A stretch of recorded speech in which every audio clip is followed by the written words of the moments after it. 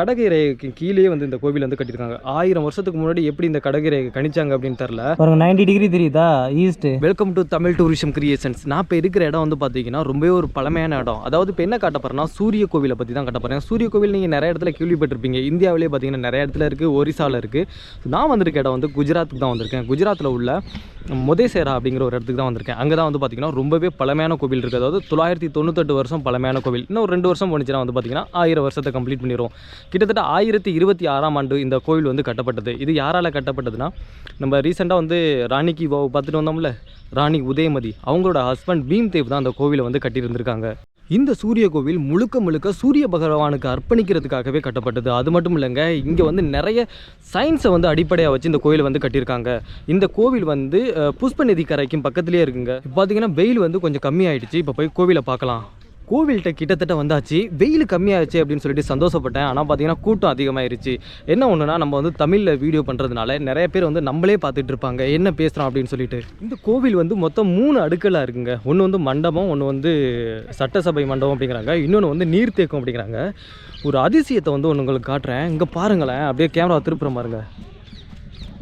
ஒரு நிமிஷம் இருங்க, இறங்கி காட்டுறேன். இங்கே பாருங்களேன், எவ்வளோ படிக்கட்டு எப்படி இருக்குன்னு. அப்படியே கீழே ஒன்று ஒன்றா இறங்கி போய் பார்க்கலாம். மொத்தம் இது வந்து இங்கே வந்து பாறைகள்லாம் கிடையாது.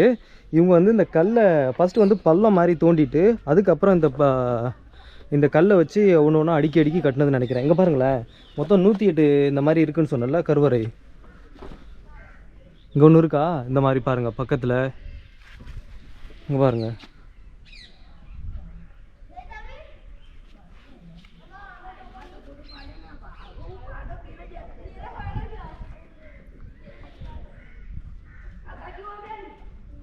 ஃபுல்லாக தண்ணி வந்து இன்னும் இருக்குது. இந்த கோவிலில் இப்போதைக்கு வழிபாடு கிடையாது. ஆனால் யுனெஸ்கோவில் சிறந்த, அதாவது பழைய பண்பாட்டு தலமாக வந்து இதை வந்து அறிவிச்சிருக்காங்க. அது மட்டும் இல்லாமல் இந்த கோவிலுக்கு முன்னாடி இருக்கிற இந்த குளத்தோட நீளம் வந்து பார்த்திங்கன்னா 5.5 மீட்டராகவும் அகலம் வந்து பார்த்திங்கன்னா 36 மீட்டராகவும் இருக்குது. இதில் ஹைலைட் என்னென்னா பாருங்களேன், சின்னமாக வந்து ஒரு கருவறை இருக்குது பாருங்களேன். இங்கே பாருங்கள், இப்போ நான் வந்து காட்டுறேன். இங்கே இருக்கா, இதே மாதிரி இதுக்கும் ஆப்போசிட் சைட்லேயும் கொஞ்சம் பெருசாக இருக்குது. அதுக்கப்புறம் வந்து பார்த்திங்கன்னா கார்னரில் வந்து பார்த்திங்கன்னா கொஞ்சம் பெருசாக இருக்குது. இந்த வந்து கோவில் சின்ன கருவறையாக மொத்தம் வந்து பார்த்திங்கன்னா 108 கருவறை இருக்காங்க. டாப்லேருந்து காட்டுறேன் பாருங்கள்.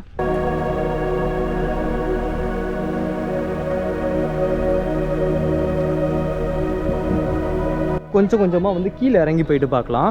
இன்னொரு விஷயம் என்னென்னா, இது வந்து ரொம்ப சயின்ஸோட அடிப்படையை வச்சு தான் அந்த கோவிலை வந்து கட்டியிருக்காங்க அப்படிங்கிறாங்க. அதை வந்து கைடிட்ட வந்து நான் கேட்டு சொல்கிறேன். இப்போ வந்து இந்த நீர்த்தேக்கத்தை வந்து கீழே போயிட்டு ஒருத்தரை பார்த்துட்டு வந்துடலாம். பாருங்கள், இன்னும் தண்ணி இருக்குது பாருங்கள். தண்ணி வந்து மழை பெஞ்ச தண்ணி தானா இல்லை என்னன்னு தெரில. இது மாதிரி ஒரு பள்ளம் மாதிரி நோண்டிட்டு அதுக்கப்புறம் இவங்க வந்து இந்த பாறை கற்களை வந்து வச்சு கட்டியிருக்காங்க. இங்கே சுற்றிலும் பாறை கற்கள் கிடையாது. இவங்க வந்து அதாவது ஆர்டிஃபிஷியலாக அது வந்து செஞ்சது. இந்த கற்கள் வந்து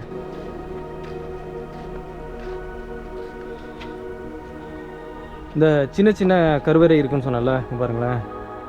இது மாதிரி மொத்தம் 108 இருக்குது. இங்கே ஒன்று இருக்குது, அங்கே ஒன்று இருக்குது. கொஞ்சம் தூரம் நடந்து போய் காட்டுறேன். இந்த சைடு இருக்குது. அப்புறம் இங்கே நைட்டில் வந்து பார்த்திங்கன்னா செமையாக இருக்கும்னு நினைக்கிறேன். ஏன்னா ஒவ்வொருக்கும் இன்னும் லைட் வச்சுருக்காங்க.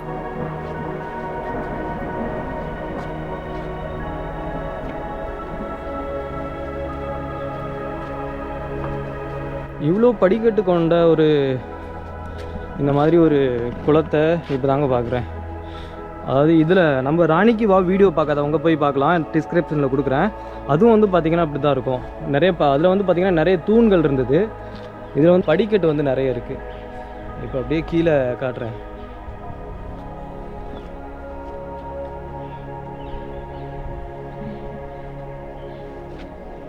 முதல்ல வந்து நான் அங்கே தாங்க நின்னேன். மேலே வந்து நின்றுட்டு நான் வந்து வீடியோ எடுத்துகிட்டு இருந்தேன்.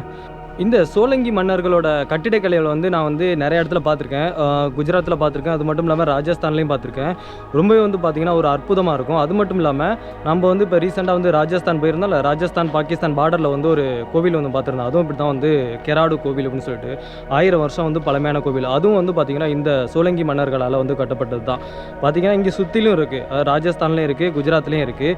இவங்களோட கட்டடக்கலைகளை வந்து நம்ம வந்து பார்த்தோம்னா வச்சுக்கோங்க ஒரு பிரம்மாண்டமாக இருக்கும். ஏற்கனவே நீங்கள் வந்து இந்த இப்போ ராணி கி வாவில் பார்த்துக்கிட்டு வந்துருப்பீங்க அவங்களோட கட்டமைப்பு கிணறையே வந்து எப்படி கட்டியிருக்காங்கன்னு. இந்த பீம்தேவ் இருக்காங்கள்ல, இந்த கோவிலை கட்டினவங்க, இந்த சூரிய கோவிலை கட்டினவங்க, இவங்களோட மனைவி தான் வந்து அவங்களோட பீம்தேவோட நினைவாக வந்து பார்த்திங்கன்னா அந்த ராணி கி வாவ் அந்த படிக்கட்டு கிணறை வந்து கட்டியிருந்தாங்க.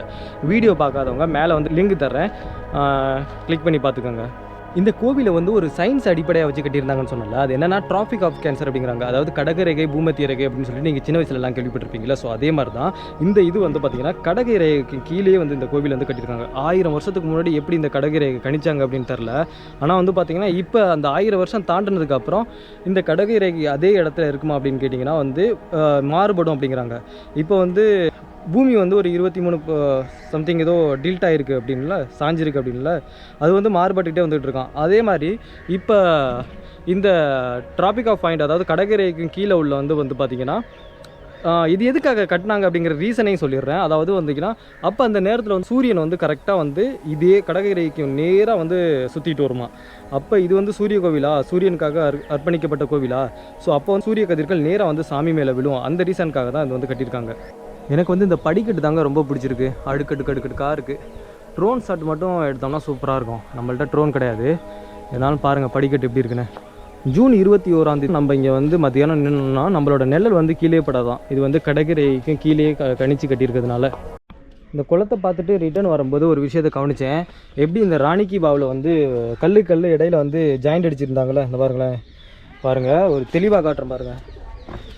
ஒவ்வொரு கல்லுக்கும் இன்னொரு கல்லுக்கும் வந்து ஜாயிண்ட் அடித்து இப்படி எப்படி அந்த ராணி கி வாவில் பார்த்தோம்ல அதே மாதிரி அதோட சேம் கட்டுமானம் தான் இங்கேயும்.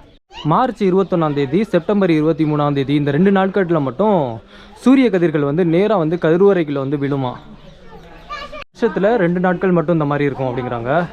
ஏன் இந்த 2 நாட்கள் மட்டும் சூரிய கதிர்கள் வந்து கருவறைக்குள்ள விழுது அப்படின்னு கேட்டிங்கன்னா, ஈக்வினாக்ஸ் அப்படிங்கிற வந்து ஒரு இரவும் பகலும் வந்து இந்த வருஷத்தில் இந்த 2 நாட்கள் சேமாக இருக்கும் அப்படிங்கிறாங்க.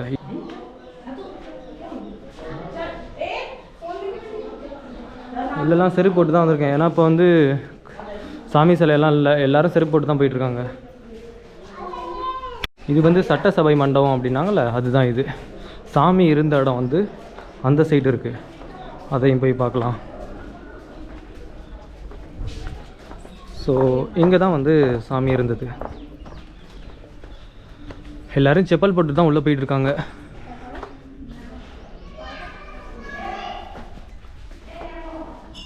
ஸோ இப்போதைக்கு எந்த சிலையும் இங்கே இல்லைங்க. ஸோ இங்கே தான் வந்து சாமி இருந்ததான் பூட்டியிருக்காங்க.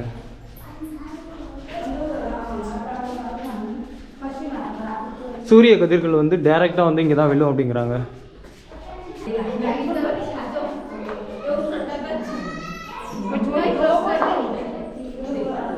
சூரிய ஒளி வந்து இங்கே பாருங்கள் நேராக வந்து இந்த சைடு இருக்குல்ல, இது வந்து இப்போதைக்கு அடைச்சிருக்காங்க. சூரிய ஒளி வந்து நேராக வந்து சாமி மேலே படும் அப்படிங்கிறாங்க. இது ஒரு இது. அந்த சைடு வந்து பார்த்தீங்கன்னா அங்கிட்டு அது மாதிரி ஓப்பனாக இருக்குது, நேராக வந்து சாமி மேலே படுமா. டிராபிக் ஆஃப் கேன்சர் அப்படின்னு சொன்னாங்கல்ல, அதாவது கடகரேகை, அதுக்கான இது இங்கே தான் மென்ஷன் பண்ணியிருக்காங்க பாருங்கள். இந்த மென்ஷன் பண்ணியிருக்காங்களா, இது ஒன்று இது ஒன்று. இங்கே தான் வந்து கடகரேகை வந்து கடகரேகைக்கு மேலேயே இந்த வந்து கோவிலை வந்து துல்லியமாக வந்து கட்டியிருக்காங்க. இந்த லைனுக்கு நேராக வந்து சாமி அதாவது சிலைகளும் அந்த சைடு தான் இருக்குது. அதுக்கு நேராக வந்து சூரியனும் இப்போ வந்து நான் ஈவினிங் வந்து நிற்கிறேன், சாயங்காலம் வந்து ஒரு 5:30 மணி 6 மணி ஆகுது. கரெக்டாக என் மேலே வந்து சூரியன் படுது பாருங்கள். கோவிலுக்குள்ளே தான் நிற்கிறேன், கோவிலுக்குள்ளே நிற்கிறேன். சூரிய ஒளி வந்து நேராக என் மேலே படுது, நேராக வந்து சாமி மேலே அந்த சைடு படும் அப்படிங்கிறாங்க. ஸோ அந்த காலத்தில் வந்து எப்படி தான் இதை வந்து கடகரேகையை வந்து கண்டுபிடிச்சி கட்டியிருக்காங்க அப்படின்னு எனக்கு வந்து சரியாக தெரில. இது வந்து கொஞ்சம் கொஞ்சமாக வந்து இப்போ 1000 வருஷம் ஆச்சுல்ல, இன்னும் வந்து வருஷங்கள் போக போக வந்து சூரிய ஒளியும் வந்து ஒரு 10,000 வருஷம் போச்சுன்னு வச்சுங்களேன். அப்போ வந்து சூரிய ஒளி வந்து இந்த சைடு வந்து படுறதுக்கு வந்து வாய்ப்பு இருக்காது அப்படிங்கிறாங்க. அப்போ அது வந்து பார்த்திங்கன்னா கொஞ்சம் வந்து அலைன்மெண்ட் சேஞ்ச் ஆகிடும் அப்படிங்கிறாங்க. 10,000 வருஷம் 20,000 வருஷம் போனதுக்கப்புறம் இப்போ வந்து பார்த்தீங்கன்னா 1000 வருஷம் தானே ஆயிருக்கு. கரெக்டாக வந்து அந்த ட்ராபிகோ பாயிண்டில் வந்து கரெக்டாக நிற்கிது. அப்புறம் வந்து பார்த்திங்கன்னா நம்ம அகமதாபாத் போகிற வழியில் இங்கேருந்து ஒரு 25 கிலோமீட்டர் வந்து அந்த கடற்கரைக்கான அந்த போர்டு வச்சுருக்காங்க. இங்கேருந்து தான் அது வந்து கிராஸ் ஆகுது அப்படின்னு சொல்லிட்டு அதையும் நான் வந்து காட்டுறேன். மார்ச் 23 செப்டம்பர் 23 வந்து சூரியன் வந்து இந்த கடற்கரைக்கு நேராக தாங்க பயணிக்குமா. அந்த ஒரு ரீசனுக்காக தான் இங்கே வந்து இந்த மாதிரி கட்டியிருக்காங்க. எப்படி அந்த காலத்தில் வந்து கணிச்சாங்க அப்படின்னு தெரில. அது மட்டும் இல்லாமல் கைடு வந்து சொன்னார், மொபைலை வச்சு காட்டினார். இங்கே பாருங்கள் வந்து ஒருத்தவங்கள்ட்ட காட்டிகிட்டு இருந்தார். அதை வந்து நம்ம செக் பண்ணி பார்க்கலாம். அதாவது 180 டிகிரியில் வந்து இது இருக்கா அப்படின்னு சொல்லிட்டு. இந்த கோவில் இருக்கிறதுக்கு முன்னாடி வந்து குளம் இருக்குது. ஸோ நம்ம வந்து இப்போ இது வந்து செக் பண்ணி பார்த்துடலாம். அதாவது இது வந்து 180 டிகிரியில் தான் இருக்குது அப்படின்னு சொல்லிட்டு. இது வந்து பார்த்திங்கன்னா நார்த் சைடு, இந்த side north, east, south, west இந்த சைடு. எவ்வளோ கரெக்டாக அக்யூரேட்டாக வந்து சூரியன் வந்து அதுக்கு கோவிலுக்கும் பின்னாடி இருக்குன்னு பாருங்களேன். இவ்வளோ அக்யூரேட்டாக வந்து பண்ணியிருக்காங்க. மொபைலை வச்சு நான் வந்து செக் பண்ணி பார்க்குறேன் இப்போவே. பாருங்கள், இந்த சைடு வந்து நம்ம மொபைலை வச்சு பார்க்கலாம். கேம்பஸை வந்து ஃபஸ்ட்டு எடுத்துருவோம்.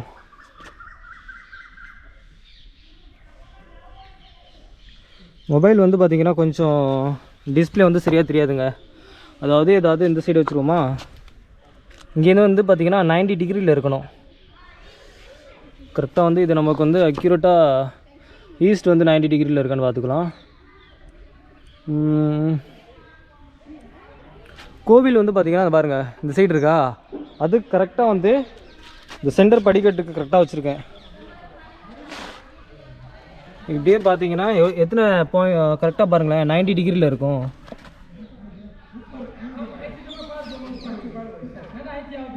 பாருங்கள் 90 டிகிரி தெரியுதா ஈஸ்ட்டு. கரெக்டாக பார்த்தீங்கன்னா அக்யூரேட்டாக 90 டிகிரியில் வச்சுருக்காங்க. ஒரு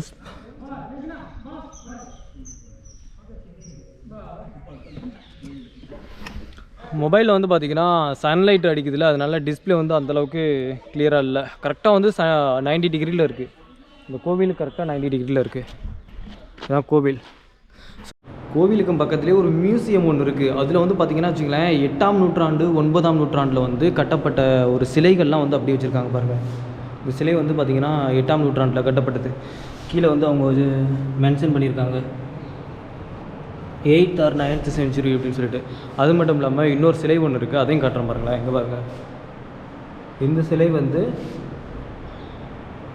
9th centuryயில் வந்து உள்ளது. கிட்டத்தட்ட வந்து 1100 வருஷம். சிலையிலேன்னு பார்த்துங்க எப்படி அவங்க கார்விங் பண்ணியிருக்காங்கன்னு.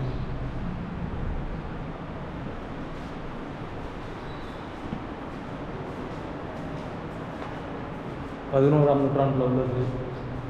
இதுவும் அது மாதிரி 11ஆம் நூற்றாண்டில் உள்ளது.